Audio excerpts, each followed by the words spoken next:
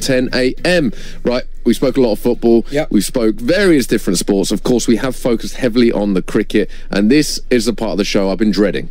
I'm not going to lie, I've been dreading. Oh, it's not happening now, is it? It's now. He's on the line. Paul Dennett, Australian cricket writer. The big question is just how smug is he going to be? Let's find out. Paul, are you there? G'day, guys. How you going? Hey, I can hear it in his voice already. Yeah, there we go. Hey, how are we today? I'm actually a little bit sluggish myself. I had a little bit of celebration with some of the Aussie fans. I bet you did. Yeah. We were drowning our sorrows. Yeah. You were going a little bit crazy.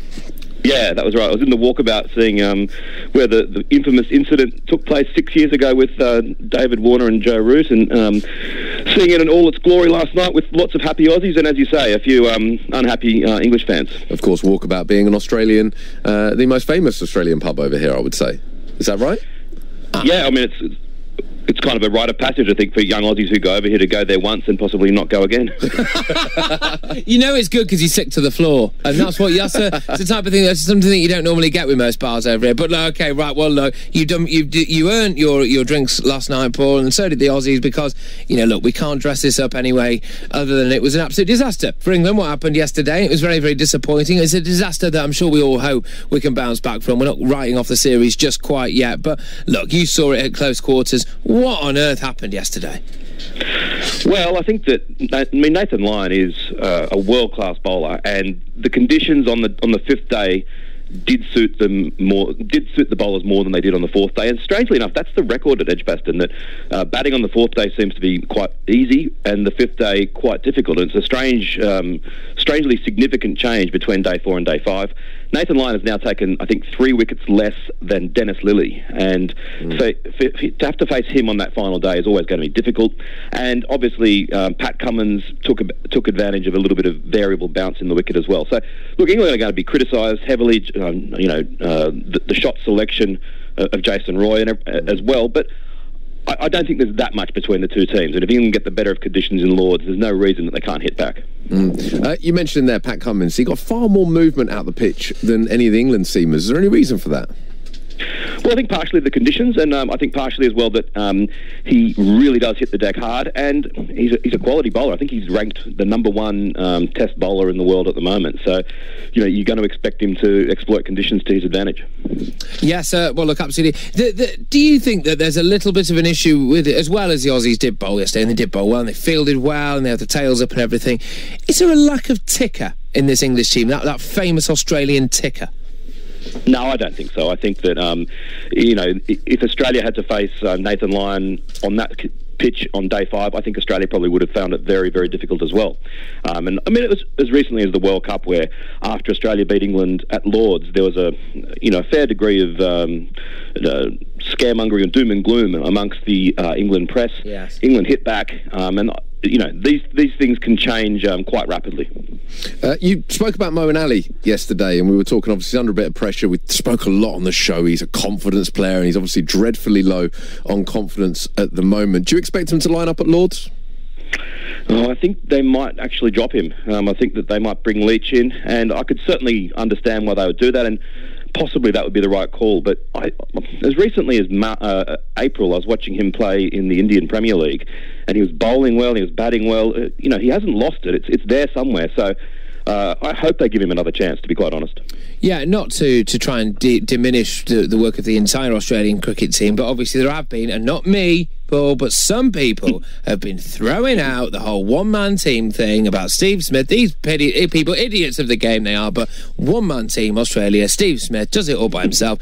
Is there any truth in the, actually Steve Smith's brilliance might be masking some frailties in that Aussie batting lineup, that if England do manage to figure out how to get, statistically, as things sound, the second best Australian batsman of all time ever out, that actually we might be able to roll through you? Oh, definitely. I mean, if you took Steve Smith's contribution out of this Test match, then England probably would have won. But I'm fine with that. I love Steve Smith, and I think that I'm happy to be a one-man team when that player is that good. And I think that that's a funny thing that they say that, because they used to accuse that of in the Bradman era, that Australia won, but they only won because Bradman got 200. It's like, well, it is what it is. Yeah, exactly. It's like Barcelona only winning because of Messi. Yeah. It's okay. It's not the worst thing in the world. Outside of Nathan Lyon, Steve Smith, who else impressed you? I think Peter Siddle came into the side, batted really well, and then bowled very steadily, which was what was required. And Matthew Wade coming back into the side after looking like he was never going to play again, scoring a century. And also, won't get many headlines, but Travis Head, I thought, batted very well in both innings and impressed me. I think I probably wouldn't have picked him in the side, but he's proven me wrong in a quiet sort of way, and that sort of sets him up well for the rest of the series. We've got to touch on the umpires. This was the worst game for umpiring mistakes that we've ever seen, and in fact, something's come out here, the percentage of decisions overturned on review, and this is going back to so it's the last 4 years, a minimum of 80 decisions in test matches only. 40.6% of Joel Wilson's decisions have been overturned on review, and 28.9% of Aleem Dar's have as well. Have we got a bit of an issue at the minute with umpiring, do you think?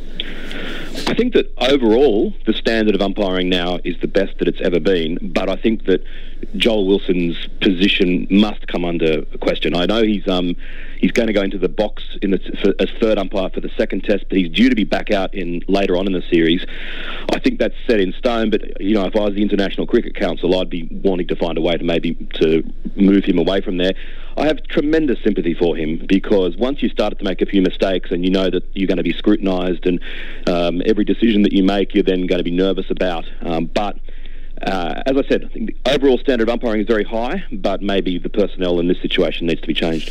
Yeah, I mean, it was a bit of a shocker, really. Joe Root, for example, had 4 successful reviews in this test alone. He averaged 1 successful review for every 44 balls he faced, which is testament to both how bad the umpiring was and also how little Joe Root actually managed to hang around.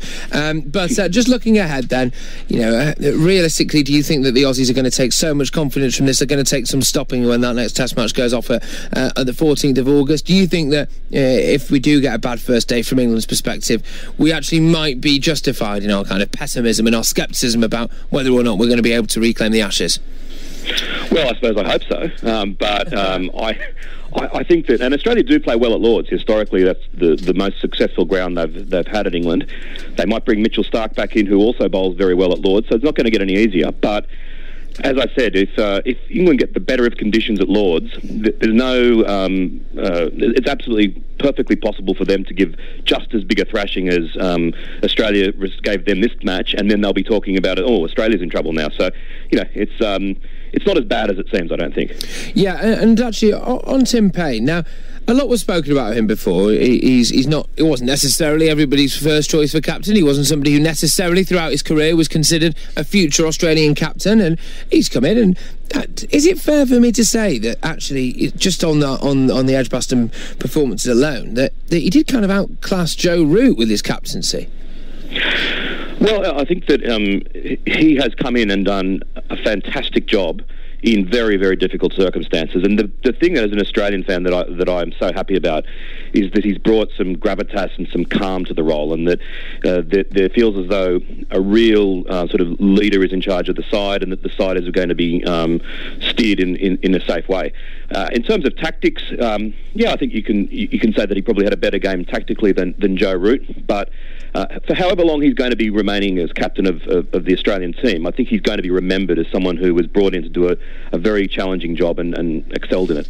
Oh, look, we spoke about him, didn't we, and saying, oh, come on, mate, you're saying that Edgbaston's not in the top 15 most imposing grounds that you've played at. And, well, he went out and he did the business, didn't he? They won by 251 runs. What undoubtedly is, by the way, one of the more imposing grounds to play cricket at.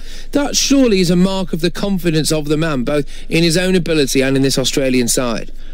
Definitely, and I think he'd be entitled to say, I was right. Well, it wasn't in the top 15, but deep down he knows that it is, because I think that the atmosphere in these 5 days was amazing, to the extent that on the 5th day, when I could actually, because the overall crowd was a little bit smaller, I heard the Australians singing for the first time, and I don't know whether they were singing the whole match and just were dwarfed by the size of the English voices, but I don't think I've ever heard an Australian crowd sing before, and I think after 5 days or 4 days of listening to the England fans, they felt they had to try something. Brilliant. What do you make of David Warner? Obviously 2 low scores, still no century in England.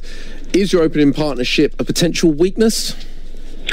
Yeah, well, I think both of them came into this game, their first games back for a long time, Warner and Bancroft. I don't think Warner's position is a weakness. He hasn't been as good in England as he has been in all other countries, as you say.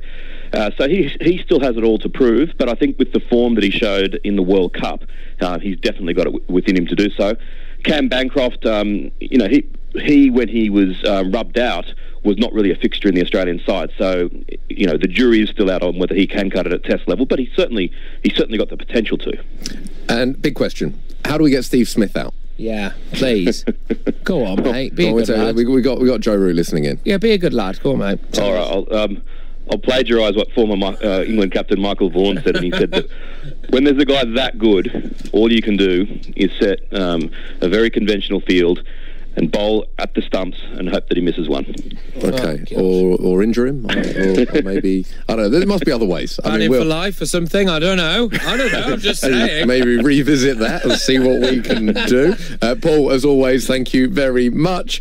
Paul Dennett there, Australian cricket writer, giving us his thoughts on the Ashes. He wasn't too smug. No, he wasn't too smug, Paul. I appreciated the energy there. It wasn't. I thought he might have just been singing down the phone, I don't know, calling you names. I thought we might have had to cut him off. So the fact we didn't, I do appreciate that. I thought as well, actually, there was a chance he'd still be in walkabout. Every chance. And we'd end up just speaking to an array of absolutely battered Aussies, which, to be perfectly honest with you, I think we're going to do as a feature tomorrow, are we? Would have been a lot of fun. Yeah, I think we should. The chance are they'll still be in walkabout this time tomorrow.